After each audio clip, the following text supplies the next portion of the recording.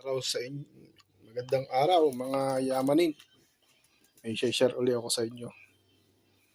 Ito ginawa ko pa nung 2006. Wala pang pandemic noon.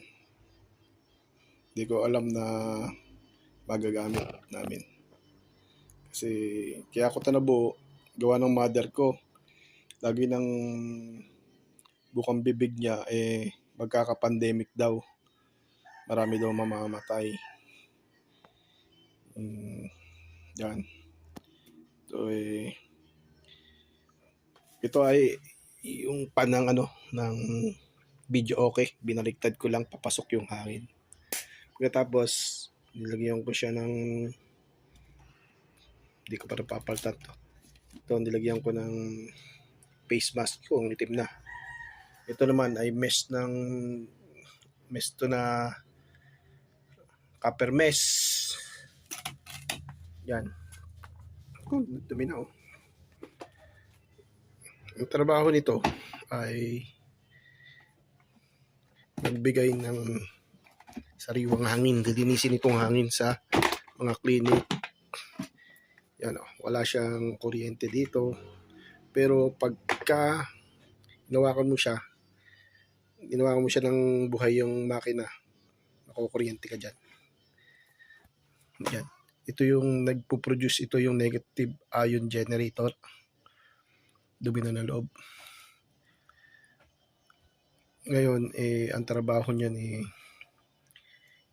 kapasok dito yung hangin sa loob, igupin ito, i-confine nitong pita box dyan sa loob.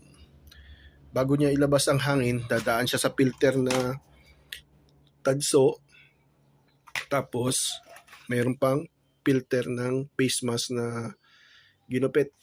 Yan, na fabricated.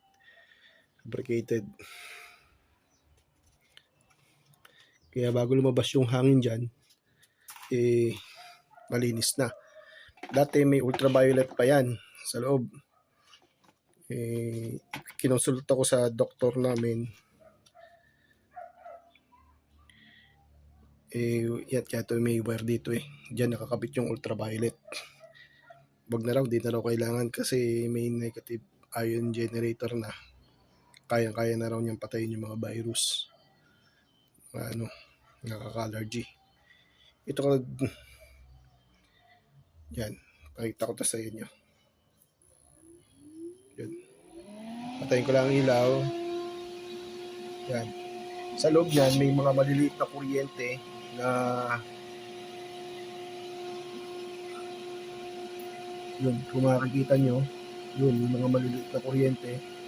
Dito sa mga brush nito, yun, may mga maliliit na kuryente. Nakita nyo yan. Sa loob na to, may mga maliliit na kuryente. Pag itinakip nito, may ground.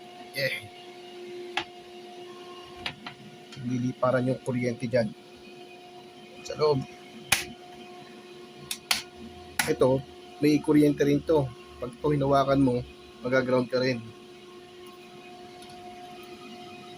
Yun, kung makikita nyo yun, yun, may mga ground. Ito, may maliit din ditong tanso. May kuryente rin yan, pero walang wire na nakakabit sa kanila para magkakuryente. Kinukuryente niya yung mga virus, mga may ground.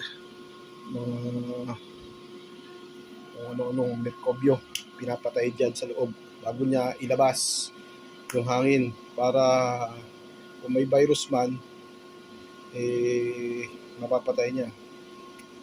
Maniwala kayo sa hindi, ito 2006 ko pa ito ginawa. Yung isa nitong box, isang ibabaw nito, may maliit lang na bilog dito.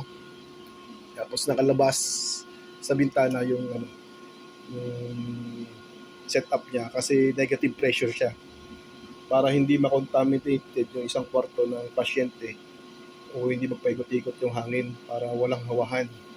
Kaya ganun yung isang takip niya. Ito naman pang kwarto to. para dyan, dyan lang yung hangin. Paglabas niya, malinis na. Dati kasi madalas ako sumpungin ng hika. Yan. Kaya naging ganyan yung setup niya. May tape na oh.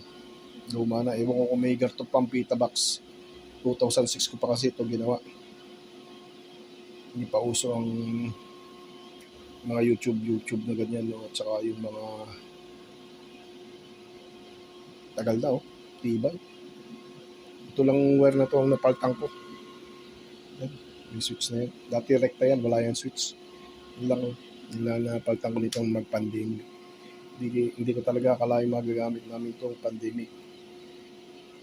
Sinet up ko to sa clinic namin sa Philippine Air Force sa dental. Negative pressure ang tawag ko rito.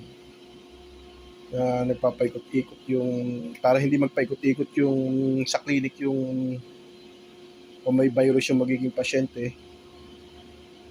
Set up yan doon sa sa amin sa clinic, may ultraviolet pa yung tubo. Pagpasok dito ng hangin, ititreat ng ionizer, ititreat ng ultraviolet, tapos sa kanya ilalabas yung hangin para kung may virus man, paglabas ng hangin, walang madidisgrasya.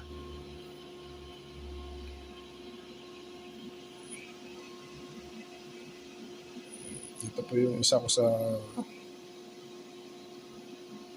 napakagandang, hindi naman invention ng tawag dito ewan ko ang tawag dyan, setup. Ewan ko. Maraming salamat.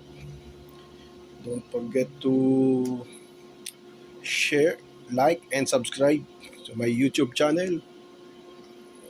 Mga yamanin, sana masuportahan niyo ako.